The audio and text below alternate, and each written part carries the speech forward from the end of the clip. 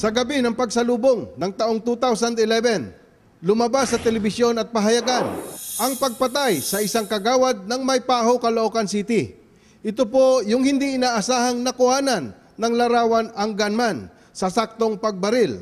Balikan natin ang kaso maging ang paraan ng pagkadakip sa suspek pagkatapos ng isang taon.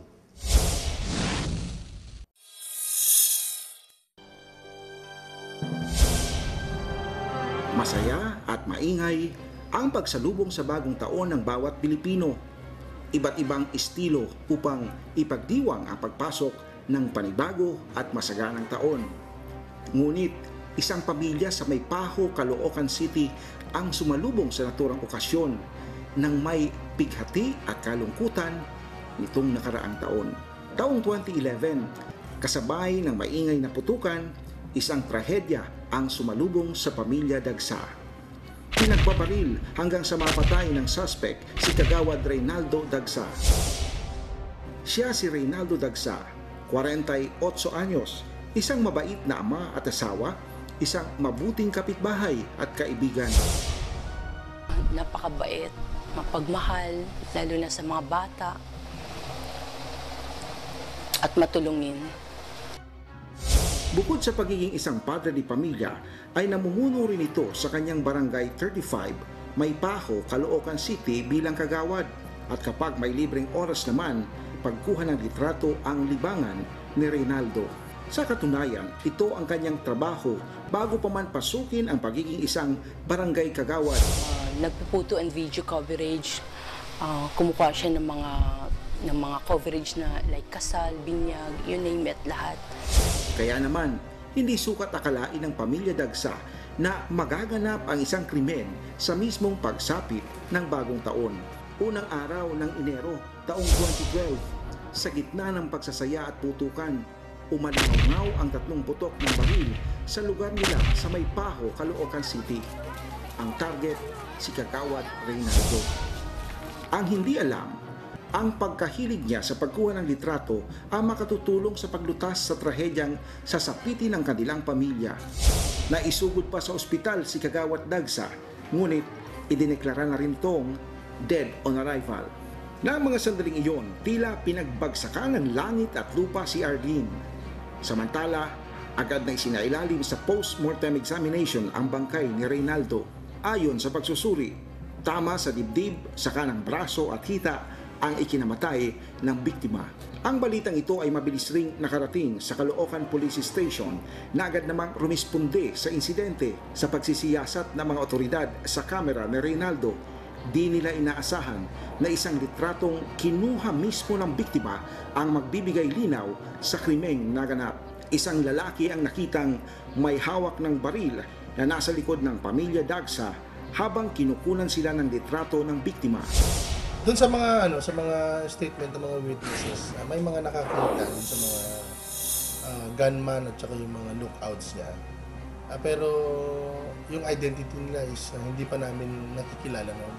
So sa pag-iimbestiga namin ng mga ilang oras at doon namin nakita yung isang camera na ginamit during the time ng insidente.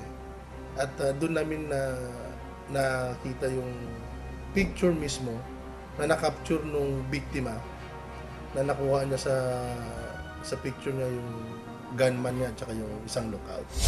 Sa nakuhang ebidensya, agad na nagsagawa ng aksyon ang kapulisan ng Caloocan upang madakip ang mga suspect. Mula sa larawang iyon, nakabuo ng teorya ang mga pulis. Na-establish na namin yung mga personalities. Nagkandak na kami ng follow-up operations. So from there, nakuha namin yung identity ng gunman plus yung mga lookouts na nag-corroborate din dun sa mga statement ng mga witnesses natin. At nalaman natin na yung gunman ay si Arnel Buenaflor at yung kasama niya sa litrato ay si Michael Rolyon. Dito sa pag-iimbestiga natin, nahuli natin itong si Michael Rolyon sa Dagupan, Tondo, At yung isang kasama niya na si Frederick Sales na isa ring lookout ay nahuli rin natin sa Dimasalang, sa area rin ng Maynila. Una ngang nahuli ang mga lookout na sina Frederick Sales at Michael Rollion, habang ang mismong gunman na si Arnel Buenaflor ay nakalalaya pa rin. Hanggang sa nakatanggap ng isang text mula sa PNP Isabela si Police Chief Inspector Soriano. Ayon sa ulat, nakita si Arnel na sumasakay ng bus patungong Isabela upang tumakas. Dito na plano na at nagsagawa ng entrapment operation ang kapulisan. So nangyari ang insidente ng January 1st, January 3, nakuha na nga natin yung dalawang suspect at meron pa tayong mga at large, yung gunman na si Arnel Buenaflor, plus meron pang dalawang kasamahan nila to. Nagpursige ang ating kapulisan sa pag-follow up nito at naisampa rin natin ang kaso ng January 4 dito sa dalawa. Then January 5 naka-receive tayo ng information sa Isabela PPO sa pamumuno ni Police Superintendent Antonio Maranlag regarding sa isang cellphone na cellphone na na-recover ng isang pasahero ng isang bus going to Isabela. Nung binasa nung naka-recover doon yung cellphone, ito yung may mga text messages doon na nagli-link doon sa pagpatay kay Kagawad Dagsa. At mismo sinabi ng naka-recover na nakita niya sa TV kasi na-broadcast on national televisions. So nakita niya yung mukha nung lalaki na naghahanap ng cellphone. So ginawa niya is tinago niya. Then nang bumaba na yung lalaki at babae at idinala niya sa presinto ng Isabela PPO. So nung na-receive namin yung information na yon, immediately pumunta kami sa Isabela to coordinate with the intelligence division nga ng PPO ng Isabela. Then tinrace namin yung location nung suspect. At from the text messages, nalaman namin nga nandun sila at from there ginawa namin, nagipag-text kami dun sa last contact nila. At sa pagpupursige rin ng kapulisan natin, nakuha natin itong suspect na to kasama yung girlfriend niya sa Aurora, Isabela. At January 6 nakuha natin sila. January 7 nadala natin sila sa Police Regional Office 2 for presentation. At January 8 na i-file natin yung kaso na murder case dito kay Arnel Buenaflor, plus yung obstruction of justice dito naman sa girlfriend niya na si Lorraine Castro na nag-aid sa kanya para tumakas from dito sa Caloocan at dinala niya itong si Arnel Buenaflor sa Aurora, Isabela. Kasi lima yan limang suspects yan. Yung dalawa nahuli na nung una, then pangalawa nung operation namin nakuha namin si Arnel Buenaflor. Tapos meron pa tayong dalawang at large. So sa ngayon lumabas na ang warrant of arrest nila at kasalukuyan na natin tinutugis itong dalawang at large na to. Yung kay Lorraine Castro, yung girlfriend nung gunman, nasampahan natin siya ng kaso ng obstruction of justice. Sir, meron po bang leader itong mga group? Actually, grupo lang nila yan eh. Ang tawag sa grupo nila is Pasaway Group. Doon sa barangay ng Maypaho. So, sila itong mga grupo na involved sa mga robbery incidents, carnapping incidents. At later on, nagkaroon sila nalaman din namin na itong grupo na to is mga hired killers. So, they are gun for hire. At ang sabi naman nitong gunman na to, nung tinanong namin siya kung sino ang umupa sa kanila para patayin itong Kagawad Dagsa, sinabi naman niya na wala siyang walang umupa sa kanila. At ito ay paghihiganti lang dahil nga nasampahan sila ng maraming kaso itong grupo na to at galit sila kay Kagawad Dagsa. Ayon sa salaysay ng suspect na si Arnel, isang paghihiganti lamang ang kanyang pagpatay sa biktima. Doon sa pag-i-interview rin namin doon sa suspect nung nahuli is ang motibo talaga niya, sinasabi niya is paghihiganti. So, yun ang na-establish din namin na kasi nabaril din itong biktima noon eh. At sinasabi niya na ang bumaril sa kanya, ito ang si Kagawad Dagsa.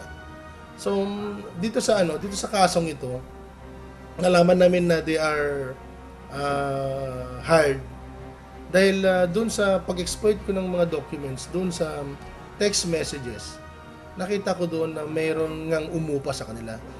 Pero sa pag-iimbestiga namin, nalaman namin na hindi ito nagpe-pertain doon sa kaso ni Dagsa. Meron palang insidente prior to the incident na nangyari kay Kagawad Dagsa. Meron pala silang pinatay na tao. At ito yung nangyari sa area ng Maynila. At verify namin ito sa Manila Police District at totoo nga na may nangyaring patayan doon. At nung nakuha namin yung isang pangalan doon sa cellphone at inimbitahan namin dito, pinagtapat naman niya na yun nga po, may umupa sa kanila. At sinasabi rin itong si Arnel Buenaflor din ang bumaril kasama si Michael Rolyon. Ngunit iba ang pananaw dito ni Mrs. Dagsa, maging ang barangay captain ng May Paho na si Ricky Madali. Hindi yung totoo yun. Alam ko po yung kwento na yun, hindi po siya binaril ni Kagawad Dagsa. Ang alam ko po noon, wala kasi ako noon na nasa abroad ako noon.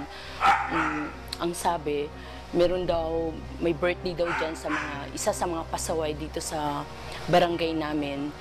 Tapos, bali nag-victory party si Kagawad sa pagkapanalo niya sa Kagawad. So, syempre may mga kapitbahay na nagsabi, Kagawad, may gulo dun sa labas. So, pinuntahan ni Kagawad. Tapos yun,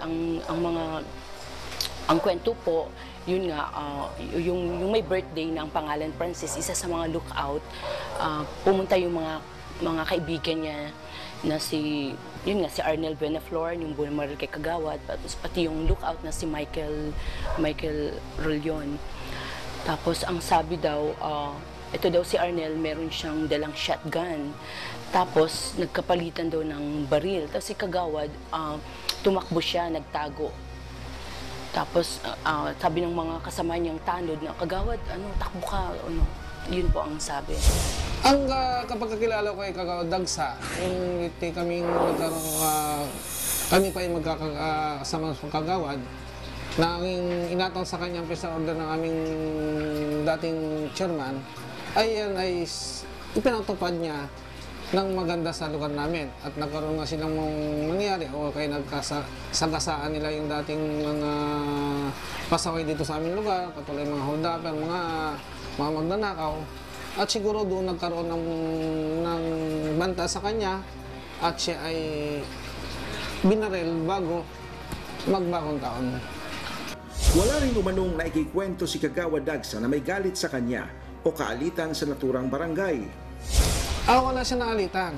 Katulad ng sinabi ko kanina na mayroon silang mga pasaway na nahuli at napakulong o nasagasaan nila. Isa siguro doon sa nagkaroon sa kanya na hinahanting siya na patayin dahil siya ang nagpakulong at nagkakaroon sila siguro ng hindi magandang pag-usap ang nangyari doon. Hindi nga lamang isang kaso ang naresolba ng Caloocan Police Station. Maging ang pamamaril sa isa pang kalapit barangay nito na ang tinuturong gunman ay ang bumaril rin kay Kagawad Dagsa na si Arnel Buenaflor. Kasalukuyan po silang nakakulong ngayon sa Caloocan City Jail. Yung dalawa naman is at large pa. Sa tala ng Caloocan Police Station, ika-4 na si Reynaldo sa mga pinaslang sa barangay. Kaya naman, mas pinaigting pa ng kapulisan dito ang pagsasagawa ng mga checkpoint at pag-alugad sa mga hideout ng kawatan. Sa ngayon, mayroon pa ring 2 kasabwat sa krimen ang tinutugis ng mga pulis. Narito naman ang mensahe ng may bahay ni Kagawad Dagsa sa mga nasa koting suspect. Sana aminin na nila. Sabagay, inamin naman talaga na sa media, pero yun, nakikipaglaban pa rin siya sa amin, nagkakaso pa rin kami.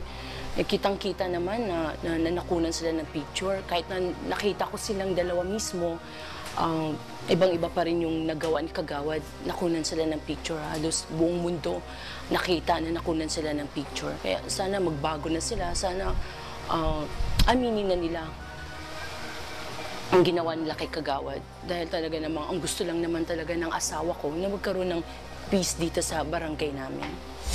Hindi nga ordinaryo ang nangyari sa pamilya Dagsa. Isang trahedya mang maituturing ang pagpaslang kay Reynaldo. Ipinagpapasalamat pa rin nila sa Diyos na hanggang sa huli ay nanaig pa rin ang hustisya sa kanila. At maging sa huling buhay ng padre de pamilya ay hindi niya hinayaang makatakas ang mga may sala.